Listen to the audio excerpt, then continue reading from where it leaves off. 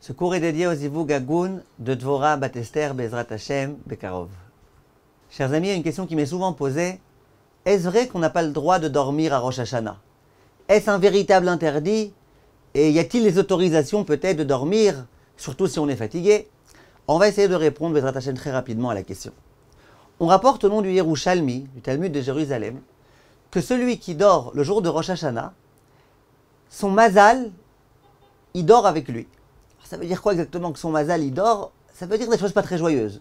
Ça veut dire que Hachem, il vient, il te juge, il te regarde, et toi, tu es comme ça en train de roupiller.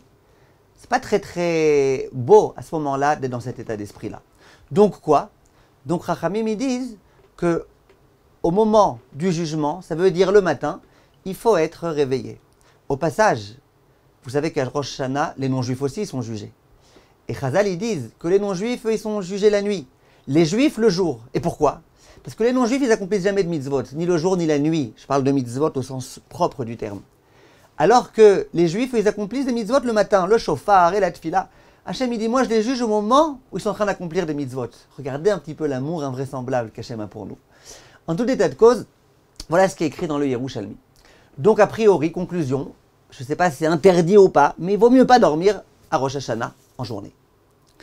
Vient le Harizal, l'un des plus grands chachamim de la Kabbalah, et très souvent aussi on rapporte son opinion dans la Halacha, à ne pas confondre avec Harry Potter, dit le Harizal que après Chatzot, ça veut dire vers midi et demi en Israël, en France je ne sais pas exactement c'est à quelle heure Chatzot, après Chatzot, comme on a déjà prié, on a déjà sonné le shofar, on a déjà tout fait, donc c'est bon, ça y est, il n'y a plus tellement de problèmes. Si quelqu'un est fatigué, il peut à ce moment-là se reposer. Bien sûr, il ne va pas faire maintenant un sommeil de midi et demi à minuit et demi. Mais s'il veut dormir une petite heure, 1h30, qu'il a besoin de reprendre des forces, surtout ça lui permettra de mieux prier le lendemain aussi, et de mieux prier Mincha, dit le Harizal, c'est autorisé. Vient le Maté Ephraim, l'un des grands décisionnaires, et il dit attention, attention, tout ce que le Harizal a autorisé à dormir, c'est uniquement pour les gens qui sont du niveau du Harizal. À savoir des gens qui savent très très bien que même quand ils dorment, ils sont complètement concentrés avec Akadosh Baruch Hu, qui sont connectés, etc., etc. Mais quelqu'un qui n'est pas au niveau du Harizal, eh ben, impossible. Qui ne dorment pas, même après Chatzot. Sur ça, la plupart des poskim se sont opposés à ça. Et ils ont dit, mais c'est pas possible. Le Harizal, il n'a pas pris son cas pour une généralité.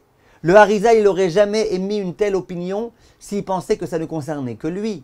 S'il a donné ça comme opinion, c'est que c'est une opinion qui concerne tout le monde. Donc la plupart des poskim disent qu'après Chatzot, on a le droit de dormir, de se reposer, si on veut faire une petite sieste, c'est autorisé. Maintenant, il y a un point auquel on ne fait pas suffisamment attention.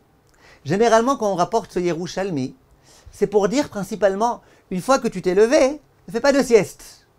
Genre, après la tfila, après le repas, ne fais pas de sieste. Et sur ça, on dit si on peut, si on est fatigué. Mais imaginez que quelqu'un se lève à 11h du matin.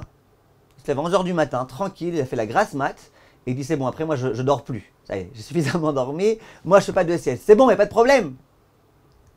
Vient le Rav Sternbourg et il dit mais bien sûr qu'il y a un problème. Pourquoi il y a un problème? Parce que nous, qu'est-ce qu'on te dit? Nous, on te dit qu'il ne faut pas dormir lorsqu'il fait jour, au moment où Hachem te juge. Mais à 8h du matin, 9h du matin, 10h du matin, Hachem est en train de te juger. Dit le Rav Moshe Sternbourg, c'est pas simplement qu'il ne faut pas dormir une fois qu'on s'est levé, c'est qu'il faut se lever de sorte à être debout au moment du lever du jour. Donc, même si votre minyan il commence à 9h du matin ou à 10h du matin, essayez si vous pouvez, évidemment si vous pouvez, essayez de faire en sorte d'être debout à ce moment-là, d'être debout au moment du lever du jour. Maintenant, je termine avec un tout petit dernier point. Il est écrit dans les livres de Kabbale qu'il y a 5 jours dans l'année où c'est important de se lever de bon matin. Et le moyen mémotechnique pour retenir ces 5 jours, la dernière lettre de chaque événement, elle forme le mot Avraham. Aleph, Bet, Resh, He, Mem. Alors c'est quoi Aleph? C'est Hoshana Rabbah. Vous regardez Hoshana Rabbah, la dernière lettre d'Hoshana Rabbah, c'est un Aleph. La veillée d'Hoshana Rabbah, c'est bien de se lever à l'heure, même si on était dormir, c'est bien de se lever tôt. C'est quoi le Bet de Avraham? C'est Tisha B'Av. Tisha B'Av, c'est bien de se lever tôt, après la Kabbalah. C'est quoi le Resh de Avraham? Kippour, Yom Kippour.